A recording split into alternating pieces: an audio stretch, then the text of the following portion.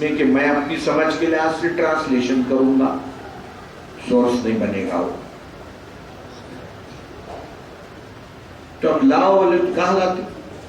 وہ انگلش نسخے کو لے کے بیٹھے ہوئے ہیں. جب اس میں بھی جو ہے وہ انجیل کے 6 نسخے ہیں، وہ کون سا آتھینٹک ہے؟ ایک بولتا یہ ہے، ایک بولتا یہ ہے، ایک بولتا یہ ہے. اور جو آتھینٹک نسخہ ہے انجیل متی کا، جو قرآن سے کچھ قریب ہے، اس کو مانتا ہی نہیں پوپ. کہتا ہے نہیں یہ انجیل نہیں ہے. یہ پھر کتنے نسخے ہیں؟ 4 نسخے. پر کس پر اعتبار کرنا؟ یہ نسخہ اس سے نہیں ملتا، وہ نسخہ اس سے نہیں ملتا. اور آپ کی قرآن کا کیا حال ہے دیکھ لیجیے. آپ مشرق میں جائیے، یہی قرآن ملے گا، ایک ایک حرف، ایک ایک زبر زیر وہی. ہٹیے گے اس کے تلفظ میں بھی فرق نہیں. تلفظ میں اگر فرق کیا امام تو آپ لوگ بولیں گے کیا ہے امام صاحب کو صحیح تلاوت نہیں آ رہی، صحیح نہیں پڑھ رہے. انہوں قرآن میں ان کے پڑھنے کے بھی طریقے مقرر ہیں، اس کے بھی سرٹیفکیٹس ہیں. ہمارے ایک شاگرد نے عثمانیہ یونیورسٹی سے ریسرچ کیا ہے. کیا پہ ریسرچ کیا ہے کہ قرآن مجید کی تلاوت کا، پروننسیشن کا، ریسائٹیشن کا ایک نظام ہے، فن ہے. وہ اس کو علم تجوید بولتے ہیں. تو انہوں نے یہ کیا کہ حیدرآباد کے جو لائبریریز ہیں ان میں تجوید کی کتنے مخطوطے موجود ہیں، مینوسکرپٹس. ریسرچ کیا انہوں نے، پی ایچ ڈی کیا اس پہ. تو 360 مینوسکرپٹ حیدرآباد کی لائبریریوں میں ہیں تجوید پہ، حیدرآباد میں. تو اس کی تجوید اتنی منظم ہے. اور آپ کے پاس دائرۃ المعارف میں کتاب چھپی ہوئی ہے جو نظم الدرر فی ترتیب الآیات والسور، موتیوں کی لڑی قرآن مجید کا نام رکھا ہوں. نظم الدرر، موتیوں کی لڑی فی ترتیب الآیات والسور. تو 23 جلدوں میں. تو اس میں کہا میں کیا بیان کیا گیا اس میں؟ یہ ہے الحمدللہ رب العالمین. الحمد کے بعد للہ کیوں؟ للہ کے بعد رب کیوں؟ رب کے بعد عالمین کیوں؟ ترتیب الآیات والسور. یہ سورے کے بعد یہ سورہ کیوں؟ یہ آیت کے بعد یہ آیت کیوں؟ ہاں. تو انہوں نے ثابت کیا ہے کہ اگر قرآن مجید کا ایک لفظ بھی ہٹا دیے پوری لڑی ٹوٹ جاتی اس کی. ایک لفظ نہ زائد ہے نہ کم ہے.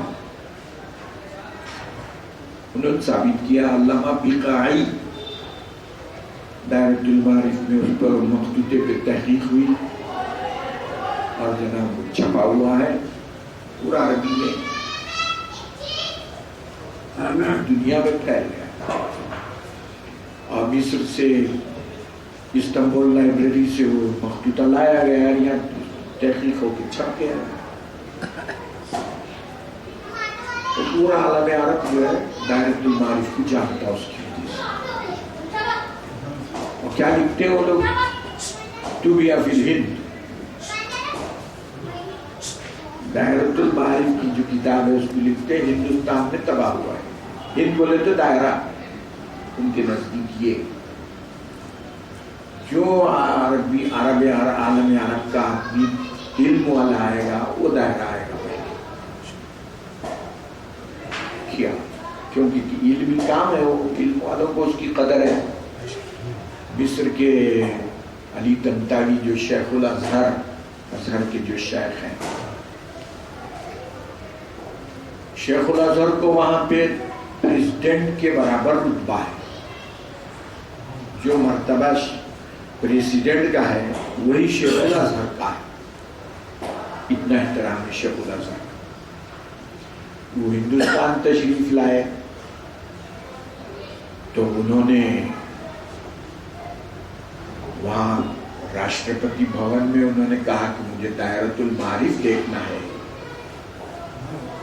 تو وہاں کا جو صدر جمہوریہ کا جو اسٹاف تھا انہوں نے کہا یہ کیا چیز ہے.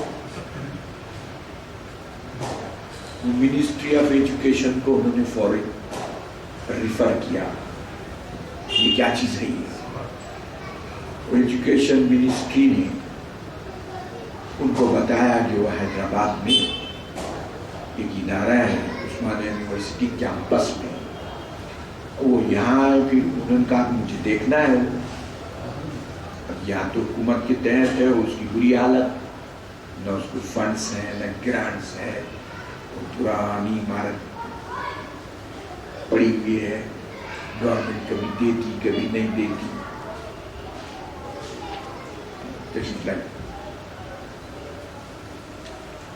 ادھر آئیے نا.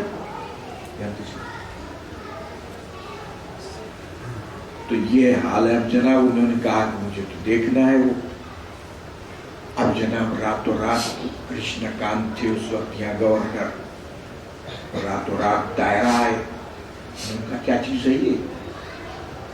اب راتوں رات جناب اس کی آہت پاشی ہوئی, وائٹ واش اور یہ وہ جناب اندر سے باہر سے. 1-1.5 دن کے اندر جو ہے اس میں قالین بچھا دیے گئے, اور وہ یہ جناب وہ اسٹاف جو تھا کہنے لگے بھائی کیا کیا ہے وہاں آپ کو بولو. یہ وہ وائس چانسلر کے تحت ہے تو وائس چانسلر بھی پریشان ہو گئے. انہوں نے بولے کیا ہے یہ, ارے تو گورنر آگے بڑھ گیا وہاں پہ, کیا چیز ہے یہ.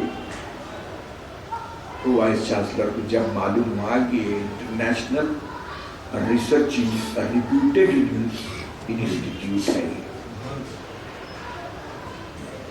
اتنا بڑا کام انہوں نے کیا ہے. تو وہ کتابیں اس کی ایک سے ایک دیکھنے کی چھپی ہوئی ہیں.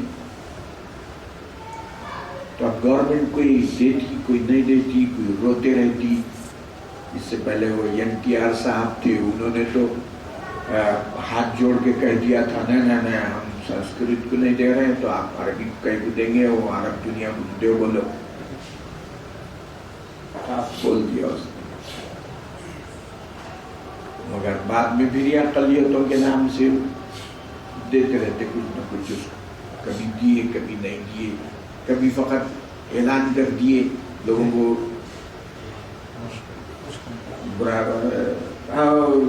گرانٹ دے دی گئی, آنے کا نام نہیں. جیسے اس سے پہلے وہ NTR صاحب تھے, انہوں نے اقلیتوں کو خوش کرنے کہا government will establish 100 minority schools. وہ کہاں ہے 100 کیا, گورنمنٹ بھی جھوٹ بول رہی. اب جو وزیر چیف منسٹر ہی جھوٹ بولے تو اب کیا ہوگا, بنا کا اعتبار ہے. 100 اسکول کہاں ہے 100 اسکول. اب چونکہ وہ ڈراماٹسٹ تھے, انہوں نے وہ بھی ایک ڈرامے کا حصہ تھا.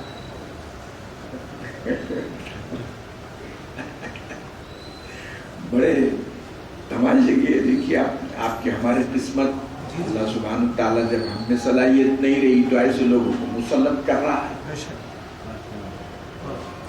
تو اللہ تعالیٰ نے یہود نصارہ دونوں کو مخاطب کرتے ہوئے فرمایا کہ یا اہل الکتاب, اہل کتاب, ان کی ساری سازشوں کو اور نالائقیوں کو ذکر کرنے کے بعد فرمایا اہل کتاب قد جاءکم رسولنا, اب ہم تمہارے پاس ہماری یہ رسول آئے ہیں, یبین لکم, یہ کھول کھول کر بیان کریں گے. تم تو چھپاتے تھے اللہ کی کتاب کی چیزوں کو. یبین لکم, یہ کھول کھول کے بیان کریں گے. کثیرا مما کنتم تخفون, وہ ساری چیزیں جن کو تم چھپاتے تھے ہمارے رسول کھول کھول کے بیان کریں گے. یہ ہندو پروفیسر ہمارے ساتھ انگلش لیجسلیشن ڈیوٹی میں,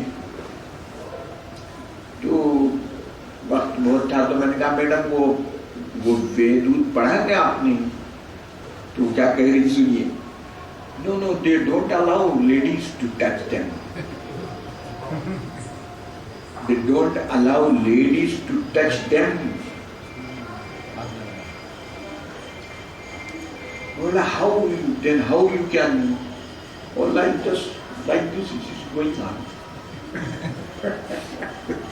ارے بولے آپ جب ہندو ہیں اور ہندو دھرم کی اتنی بڑی کتاب ہے تو آپ واقف نہیں ہیں اس کو، آپ پڑھتے بھی نہیں. No, they don't allow us. So میرے سے کہنے لگے what about your holy book? میں نے everybody is allowed to take and read. Even you are allowed. So I can take and read. Yes, why not? Will I give you a copy? Yes, why? I like to study it.